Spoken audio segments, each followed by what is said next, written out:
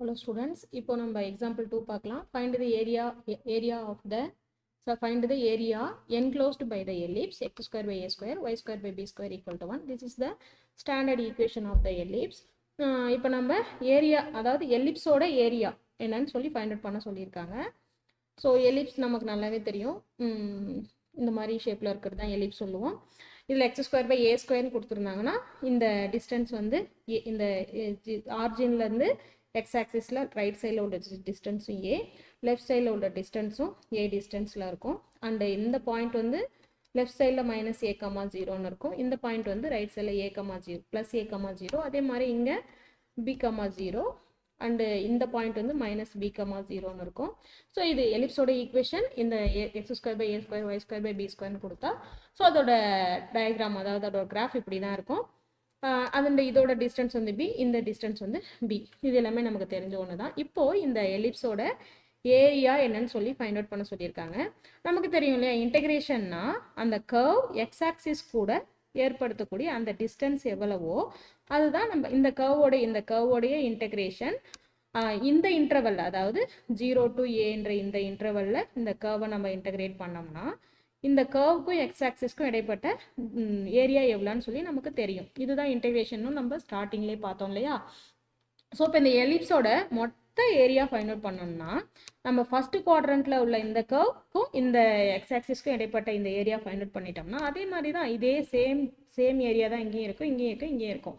அப்போ என்ன பண்ணிடலாம், 4ஆல் மல்டிப்ளை பண்ணிட்டா நமக்கு டோட்டல் ஏரியா தெரிஞ்சிடும் இல்லையா.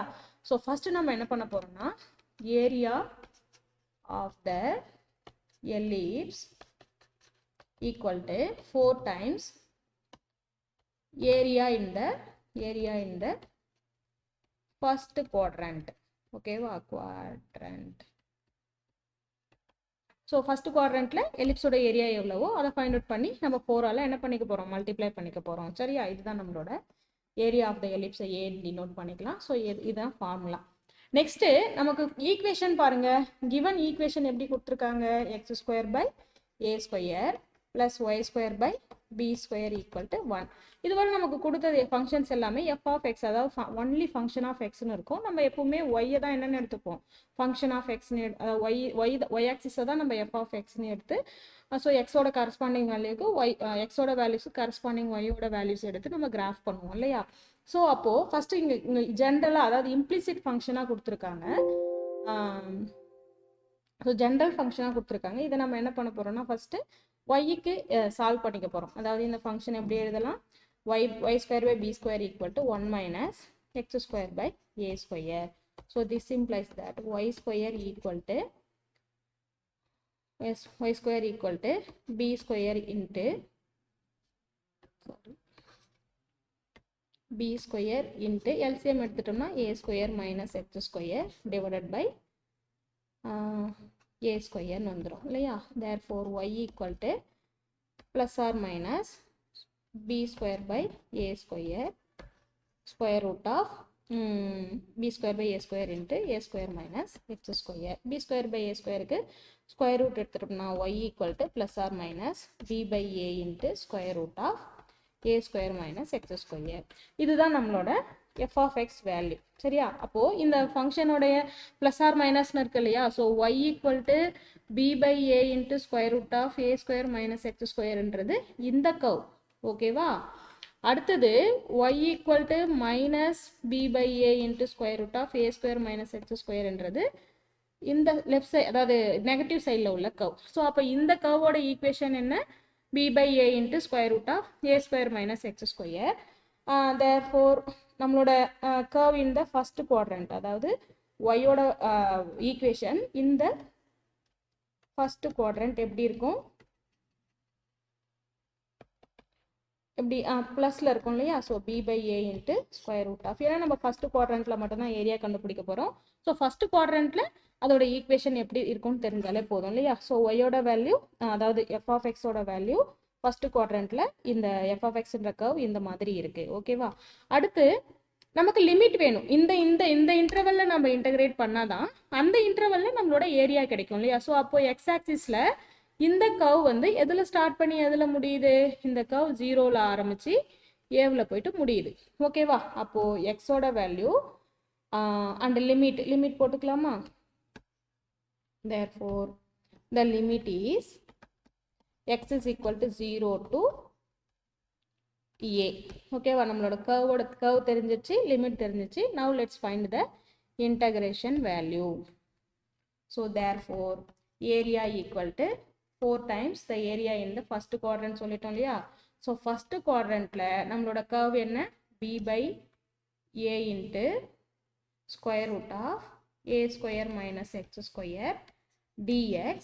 இது வந்து ஜெனரலா நம்ம அந்த curve உடைய இன்டகிரேஷன் கண்டுபிடிப்போம். ஸோ 0 to a குள்ளார இந்த curve உடைய ஏரியா எவ்வளோன்னு சொல்லி ஃபைண்ட் அவுட் பண்ணுறதுக்கு நம்ம 0 to a லிமிட் போட்டாச்சு. That's all. இதை நம்ம இன்டகிரேட் பண்ணோம்னா வேலை முடிஞ்சிடும். சரியா, ஃபர்ஸ்ட் கான்ஸ்டன்ட்லாம் வெளியில் எடுத்துடலாம்.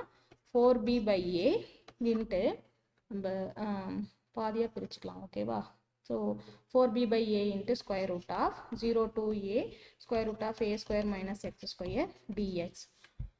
இப்போ பாருங்க, இது இப்போ சப்போஸ் இது 1 by square root of a square minus x square நம்ம sin inverse of x by aன்னு எழுதிக்கலாம். பட் இதுக்கு நம்ம டைரெக்டாக ஃபார்முலா சப்ஸ்டியூஷன் யூஸ் பண்ணலான்னு பார்த்தா இங்கே எக்ஸ் இன்ட்டு டிஎக்ஸ் இருந்தால் தான் நம்ம என்ன பண்ண முடியும், சப்ஸ்டியூஷன் யூஸ் பண்ண முடியும். பட் அதுக்குமே இங்கே பாசிபிலிட்டி இல்லை. ஸோ இந்த மாதிரி ஏ ஸ்கொயர் மைனஸ் எக்ஸ் ஸ்கொயர் ரூட்டுக்குள்ளே வந்துன்னா நம்ம இப்போ தானே பார்த்தோம் ட்ரிக்னாமெட்ரிக் சப்ஸ்டியூஷன்ஸ் யூஸ் பண்ணி என்ன பண்ண முடியும், நம்மளால சால்வ் பண்ண முடியும். ஸோ அதை யூஸ் பண்ணி சால்வ் பண்ணலாமா? ஸோ இந்த மாதிரி வந்துன்னா இங்கே எக்ஸுக்கு என்ன இருக்குது, அதாவது a square minus X square இருந்ததுன்னா நம்ம எக்ஸுக்கு எப்படி சப்ஸ்டியூஷன் யூஸ் பண்ணணும், a sine theta. Then what will be dx? dx வந்து a sin theta na, x வந்து a sin theta na, dx வந்து a cos theta d theta. Next square root of a square minus x square என்னவா இருக்கும், square root of a square minus x square, x வந்து a sin theta na, a square sin square theta. இதுல இருந்து a square வெளியில எடுத்து root எடுத்தீங்கன்னா a into square root of 1 minus sin square theta which is nothing but a cos theta. ஓகேவா, so இந்த x is equal to a sine தீட்டான்னு நம்ம substitute பண்ணோம்னா a square minus X square வந்து ஏ cos தீட்டாவாக மாறிடும். And DX வந்து ஏ cos theta D தீட்டாவாக மாறிடும். சரியா, ஸோ நம்ம இந்த ஃபங்க்ஷன்ஸ் ஏதாவது எக்ஸ்லேருந்து நம்ம தீட்டாவுக்கு வேரியபிள் சேஞ்ச் பண்ணிட்டோம். தென் லிமிட் வந்து இங்கே பாருங்கள் 0 to ஏன்றது எக்ஸ் தான். எதர் நீங்கள் இதை ஃபுல்லாக சால்வ் பண்ணிவிட்டு அப்புறம் எக்ஸை வந்து தீட்டா வந்து எக்ஸுக்கு கன்வெர்ட் பண்ணிவிட்டு லிமிட் சப்ஸ்டியூட் பண்ணலாம். பட் அதை விட ஈஸியான மெத்தட் நம்ம எக்ஸில் இருக்கிற லிமிட்டை டேரெக்டாக என்ன பண்ணிக்கலாம், தீட்டாவுக்கு சேஞ்ச் பண்ணிக்கலாம்.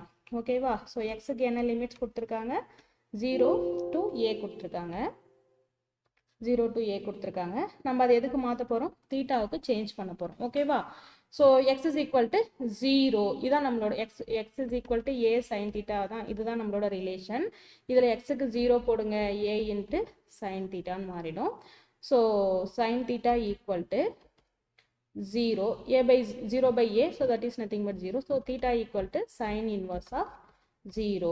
sin inverse of 0 எவ்வளோ, அதாவது சைனோட எந்த வேல்யூக்கு 0 கிடைக்கும், சைனோட 0க்கு 0ன்னு கிடைக்கும் இல்லையா. ஸோ எக்ஸ் வந்து 0வா இருக்கும்போது இது தீட்டா மாதிரி இருக்கா, சாரி, எக்ஸோட வேல்யூ 0வா இருக்கும்போது தீட்டாவோட வேல்யூ 0வா தான் இருக்கு. ஓகேவா, அடுத்து நம்ம x is equal to a போடலாம். So x is equal to a sin தீட்டான்றதான் நம்மளோட ரிலேஷன். அதில் எக்ஸுக்கு பதிலாக a போடுங்க, a equal to a sin தீட்டான்னு இருக்கும். ஸோ a கேன்சல் ஆகிட்டு sin தீட்டா ஈக்குவல் டு 1. அப்போ theta equal to sin inverse of 1. So சைனோட எந்த வேல்யூக்கு 1 கிடைக்கும், 90 டிகிரி, தட் இஸ் 5/2. அப்போ எக்ஸ் வந்து ஏவா இருக்கும் போது தீட்டா வந்து 5/2வா இருக்கும். ஸோ லிமிட் சேஞ்ச் பண்ணியாச்சா, இப்போ நமக்கு வேலை ரொம்ப சிம்பிள். ஸோ இந்த தேர்ஃபோர் நம்ம எக்ஸ்ன்ற வேரியபிளை தீட்டாவுக்கு சேஞ்ச் பண்ண பிறகு நமக்கு கொஷின் எப்படி மாறிடும், 4b by a equal 4b by a into 0 to 5/2.